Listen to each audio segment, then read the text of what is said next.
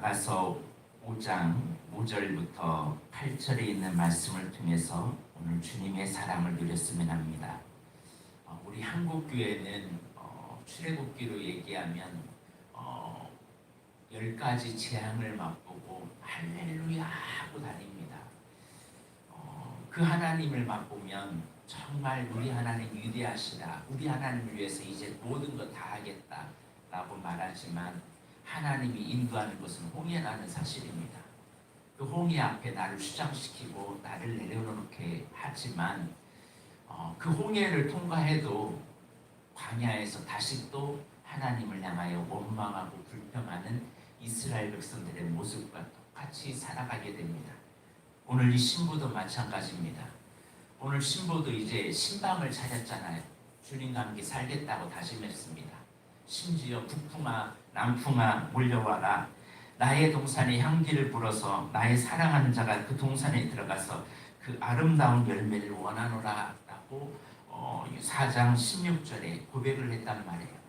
그러니까 이 5장부터 5장 1절에는 내 누이 내 신부야 라고 하면서 내 동산에 나아가지고 나의 몰약과 향재료를 거두고 나의 꿀송이와 꿀을 먹고 내 포도주와 내 우유를 마셨으니 나의 친구들아 먹으라 라고 하면서 그 신부에게 있는 이 달콤함에 신랑을 위해 살겠다는 그 마음을 엄청나게 이제 누렸습니다. 근데 문제는 지금 2절을 보면 신방을 차렸는데 신랑과 같이 있어요? 아니면 떨어져 있어요? 떨어져 있어요. 그것도 신랑이 문을 열려고 하는데 이 신부가 상태가 어떠냐면 나 지금 발도 씻었고 나 지금 옷도 벗었으니까 나는 지금 어떻게 내가 다시 더럽힙니까? 라고 하면서 문을 안 열어주는 거예요. 그래서 사랑하는 자가 문틈에서 문 좀 열어달라고 문을 내미니까 그때서야 다 알고 문을 열려고 손을 내미는데 나의 그 죽음의 자아가 이제 뚝뚝뚝뚝뚝뚝 떨어지기 시작하는 거예요. 근데 참 신기하게 이때 문을 열었는데 신랑이 가버린 거예요. 딱지나잖아요. 아니 나 순종했는데 그래도 나 문 열었는데 주님이 그때는 이미 가버린 상태라는 거죠. 순종도요, 처음에 주님 만났을 때 순종은 주님은 다 인정해줘요. 그런데 이제 주님을 향하여 사랑의 고백을 했을 때는요, 바로 즉각적인 순종을 주님은 원하세요. 근데 이미 내 마음이 다 갈등하고, 여기서 말하는 내 마음이 움직여서 라는 4절에 나오는 이 말씀은 창자가 뒤틀릴 정도로 정말 심각한 갈등을 하고 있는 그런 상황 속에서 문을 연 겁니다. 주님을 향하여 북풍아 남풍아 오라라고 고백했던 이 여인이 자신이 지금 삶이, 내 삶이 지금 먼저인데, 내가 먼저인데 라고 했는데, 진짜 그래도 내가 문 연다고 문 열었는데 신랑이 있어요 없어요? 없어요. 순종을 하나님은 우리에게 요구하는 순종은요, 초신자의 순종 때하고 좀 달라요. 초신자의 순종 때는 그냥 주님이 내게 나오기만 해도, 내 얼굴만 보여도 주님이 너무나 기뻐하세요. 그러나 이제 좀 신앙이 성장할 때의 순종은요, 나의 존재 자체를 원하세요. 그런데 내가 아직도 갈등하고 있고, 내가 지금 내 상황에 대해서 갈등하고 있고, 그럴 때 하나님은 아파하세요. 그래서 내 손에 몰락의 칩이 뚝뚝뚝뚝, 내 자아의 줍이 뚝뚝뚝뚝 떨어지는 거예요. 자, 6절을 보겠습니다. 시작.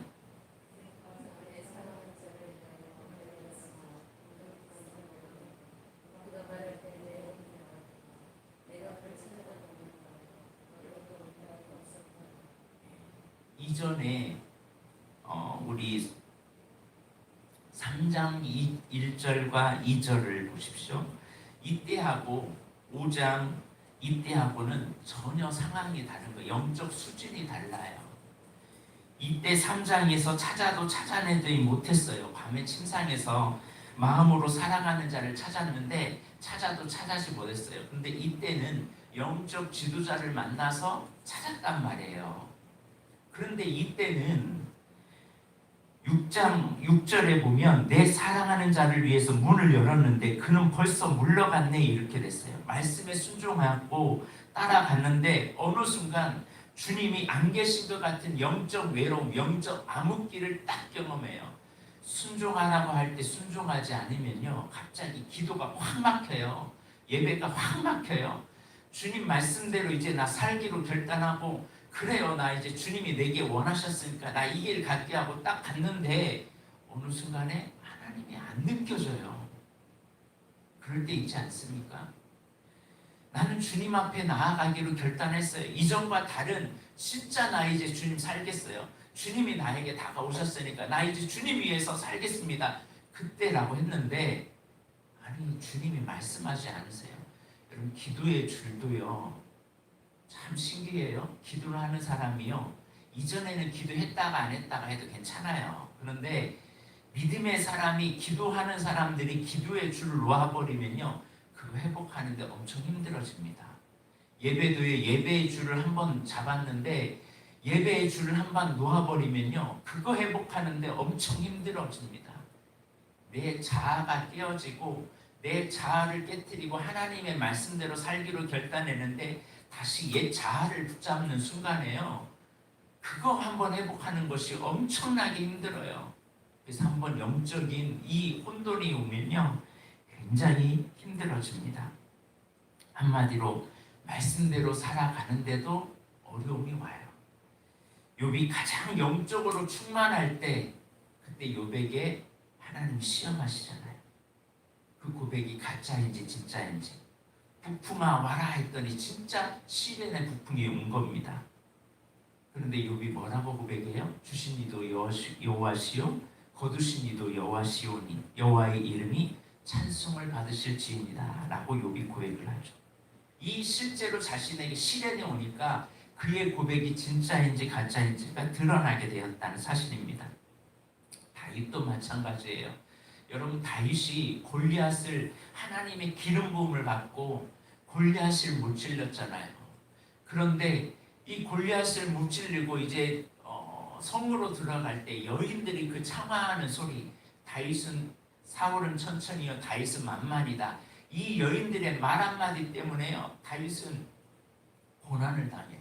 가장 성령에 충만할 때 고난을 당해요. 하나님의 말씀에 순종하고 나서 이제 나 이제 순종했습니다. 나 이제 내 길 완전히 열렸습니다 라고 생각하는 그 순간에 갑자기 어려움의 북풍이 막 몰려와요. 요셉도 마찬가지예요.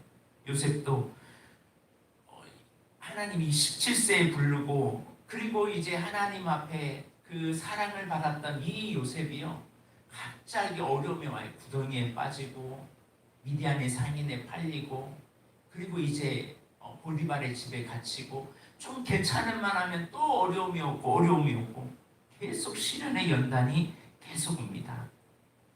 주님의 임재를 걷어가는 때 그때 주님이 우리에게 요구하는 게 뭐냐면 주님을 향한 마음이 변질되지 않는 거예요.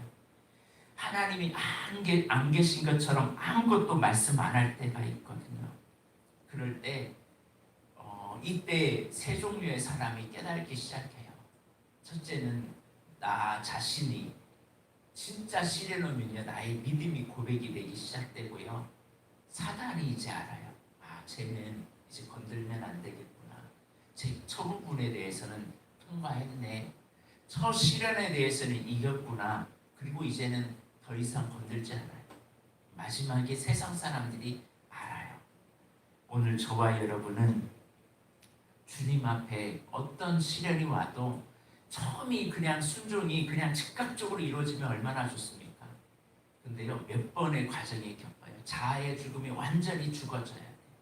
이 자아의 죽음은요 아직도 내가 살아있다는 거죠. 내 일이 먼저 있다는 거죠. 내가 누웠으니까 내가 잠들었으니까 즉각적으로 나아가지 않거든요. 내가 보여지는 것이 먼저거든요. 그런데 그가 말할 때 내 혼이 나갔다. 그를 찾아도 못 만났고 불러도 응답이 없었다.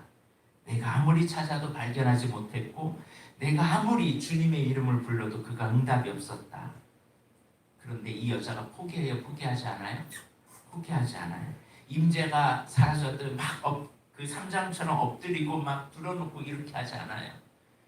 이제 찾아 달려다니기 시작합니다. 7절 시작.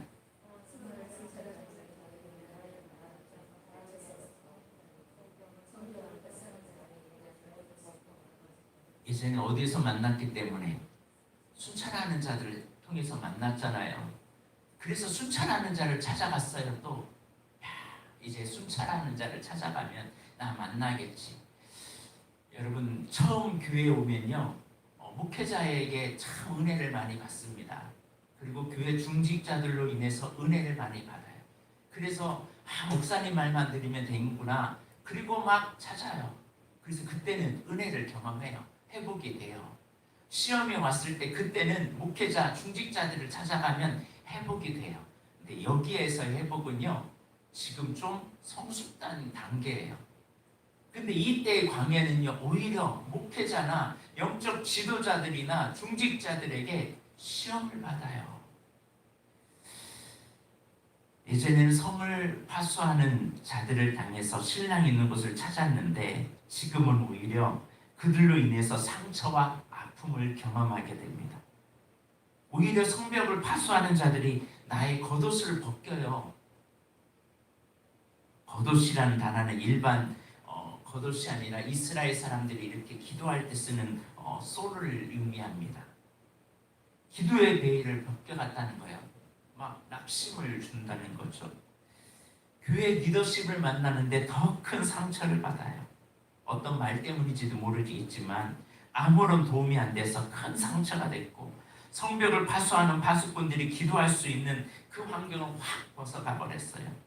기도가 나오지 않고 말씀을 읽지 못하고 기도하지 못하는 완전 바닥난 상태. 그게 북풍이 찾아오는 시련입니다. 여러분 광야의 마지막 단계가 어떤 단계인 줄 아세요?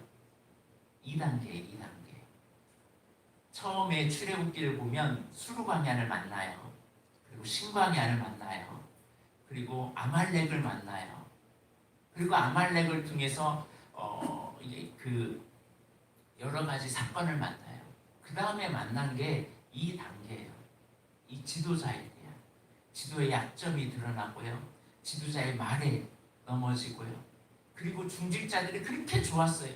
교회 오면 이 교회만큼 이렇게 사랑 많은 곳 없네. 이렇게 좋은 곳이 없네. 그러는데 그래서 주님 전에 나왔어요. 주님의 은혜를 경험했어요. 이제 여기가 내 고향이구나.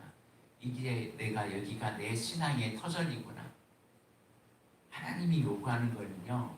이전에는 나 중심이었거든요. 내가 좋은 말씀, 내가 좋은 신앙, 내가 좋은 교회 그게 아니라 하나님이 원하는 거는 이제는 너 자아 완전히 깨고 이제는 너를 위해서 만든 금송아지가 아닌 나를 위해서 살자.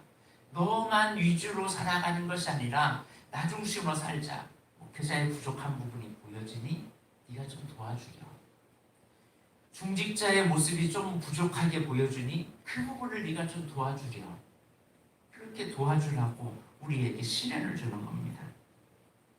그런데 이때 에이 몰라. 목회자가 이래. 그리고 또 도망가 봐요.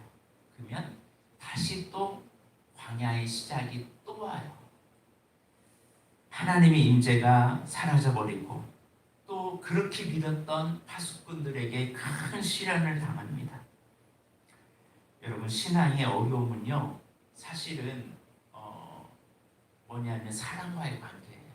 그리고 영적 지도자의 관계고 중직자들의 관계고 믿음의 사람들의 관계예요. 여러분 새 가족에게 절대 시험 받지 않습니다. 누구에게 시험 받아요? 대부분 교회를 떠난 사람들의 이야기를 들어보면 누구 때문이에요? 목사님, 사모님 때문에 그렇다고 그래요. 또 교회 중직자들 때문에 그렇다는 거예요. 함께 믿음의 생활을 하고 함께 사역을 했던 사람들 때문이라고 그래요. 그러면 그 시련이 왔을 때 어떻게 해야 돼요? 주님 바라봐야죠. 근데 사람을 바라봐야 사람. 사람을 보니까 더 실망이 되고 사람을 보니까 더 넘어져요. 그러니까 미성숙한 딸에게 찾아가요. 이제는 심지어. 자, 목회자에도 영적 지도자에게도 안 되니까 누구를 찾아간다고요? 예루살렘 딸들, 아직 성숙하지 못한 딸들에게 찾아가가지고 너희에게 내가 부탁한다. 너희가 내 사랑하는 자를 만나거든 내가 사랑함으로 병이 났다고 하려구나. 그런데요, 이 6장에 가면요, 이제는 이 예루살렘 딸들이 이 신부에게 다시 물어요. 네 신랑 어디 있냐? 거꾸로 돼요. 신앙이 성숙되면. 그래서 신앙이 밑바닥 치면요, 믿지 이제 막 미성숙한 사람들에게 찾아가서 나의 마음을 막 하소연하기 시작해요. 이게 정상적이에요? 미성숙한 사람에게 찾아가면 돼요, 안 돼요? 안 돼요. 오히려 그들이 나의 신앙을 보고 야, 너의 신랑의 모습 보니까 그 신랑 나도 한번 만나보겠구나, 이런 마음이 맞게 해줘야 되잖아요. 근데 지금 거꾸로 가고 있죠.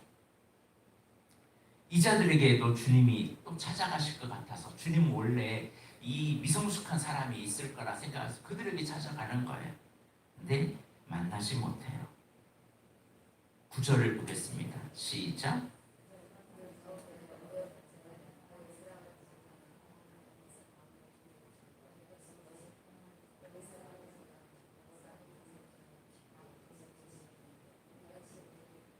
그러니까 미성숙한 사람들이 오히려 물어봐요. 질문을 해요. 두 가지 질문하는데 오늘 첫 번째 질문이에요. 여자들 가운데 어여쁜 자야, 너 진짜 어여쁜데 내가 너를 보니까 너 지금 정말 신랑 만나서 어여뻐졌는데 근데 하나 물어볼 게 하나 있다. 당신 사랑하는 그 사람이 도대체 어떤 사람인데 당신 그렇게 목을 매냐? 그렇게 할 필요가 뭐 있냐? 다른 곳 쫓아라. 신부가 얼마만큼 신랑을 사랑하는지 예루살렘 처녀들도 알아요. 그 질문에 대한 답이 이제 10절과 16절에 우리 주님이 어떤 분이냐 하면서 이제 말하는 장면이 이제 내일 말씀입니다. 오늘 이 말씀을 한번 깊이 생각해 봐야 돼요. 우리의 출애굽기로 얘기하면요, 11장까지 우리 한국교회는 머물러 버렸어요. 아니 14장까지는 가기는 해요. 홍해도 건너요.